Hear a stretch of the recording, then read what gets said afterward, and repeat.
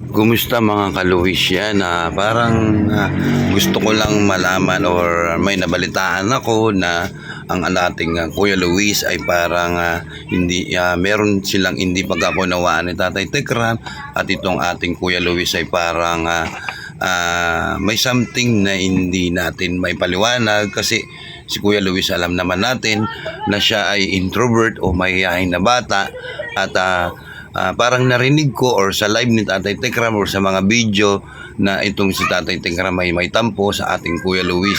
So ano nang mangyayari sa ating Kuya Luis? Parang may nabalitaan pa ako na ang isang big sponsor or ninang niya na parang binibitawan na siya at ito ay nagsuswitch yata sa isang kasama ng Tatay Tekram sa bawat mission niya. Parang may something na hindi natin alam kung paano or kung paano natin tukuyin yung alam nyo naman na si Kuya Luis ay nagpo-focus sa kanyang pag-aaral at always yan lagi sa church, di ba? Yan naman ang ginusto ng ating Tatay Tekram na mag-focus siya sa kanyang pag-aaral at sa kanyang pakikipag sa kanyang church, di ba? Yun naman yung always bilin ng ating Tatay Tekram at ng pamilyang Manalastas. Kaso, syempre ang bata nagpo-focus sa pag-aaral kaya minsan nawawalan siya ng time sa kanyang pamilya at kay Tatay Tekram or sa pamilyang Manalastas. Siyempre, ang bata may goal.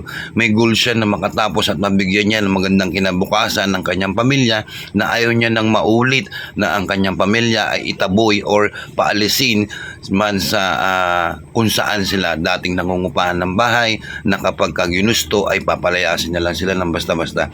Pero ako kahit ano man ang mangyari, always ako kay Kuya Luis, always ako nasusupport sa kanya. Yun lang, nung napansin ko kasi nung simula nung na house blessing niya ay para bang wala nang vlog na at wala nang akong napansin na kasama niya si Tatay Tekram. Di ba narinig nga natin sa kanyang live or sa kanyang video ng ating Tatay Tekram ay may tampo sa ating Kuya Luis. Kuya Luis, alam mo sa totoo lang, oo alam ko naman na ikaw ay introvert, pero ang kaso syempre ang hinahanap ng mga viewers or mga sponsor or mga naniniwala at nagmamahal sa iyo ay yung pagiging masiyahin mo at lagi kang andyan para kay Tatay Tekram. Syempre, alam naman natin na ang bata ay talagang hindi niya kayang pabayaan yung kanyang pag-aaral dahil sa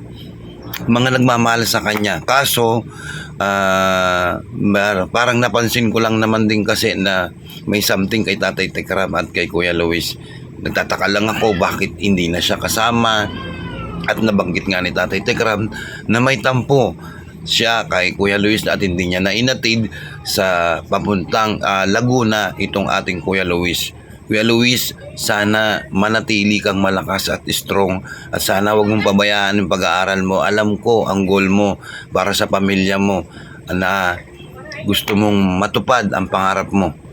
At sana hindi mawala ang respeto at pagmamahal mo kay Tatay Tekram, lalo na kay Nanay Inda, kay Tatang Pio, kay Tekporen na at buong Manalastas na alam mo naman natin ang Tekporen mo o Tito Poren mo ang always na nandyan at nagmamahal sa'yo.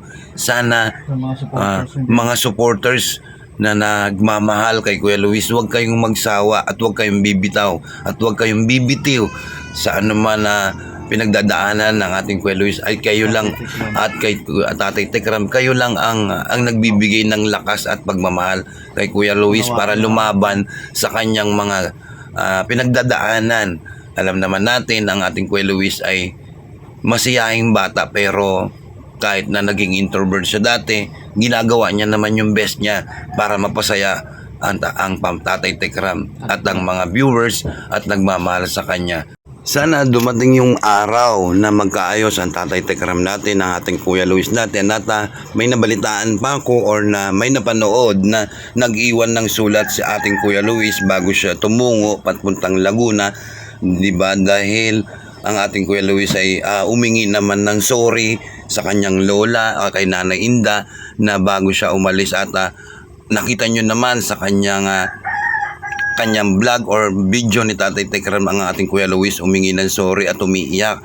Pero hindi naman iiyak ang bata kung walang pagmamahal at walang concern sa pamilyang Manalastas. Alam ko ang ating Kuya Luis ay talagang tinuring niya ang pamilya at buong buo na pagmamahal ay binigay niya para sa pamilyang Manalastas, lalong-lalo na kay Nanay Jack at kay Tatay Tekram.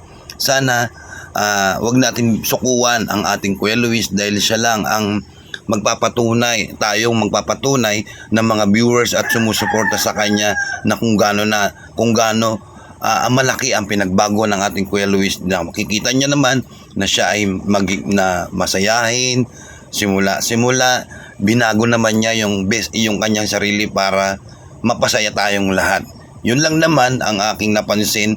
Sana dumating yung araw or pagkakataon na magkaayos si Tatay Tekram at ang ating Kuya Luis. God bless. And Kuya Luis, sana magpakatatag ka. Yun lang.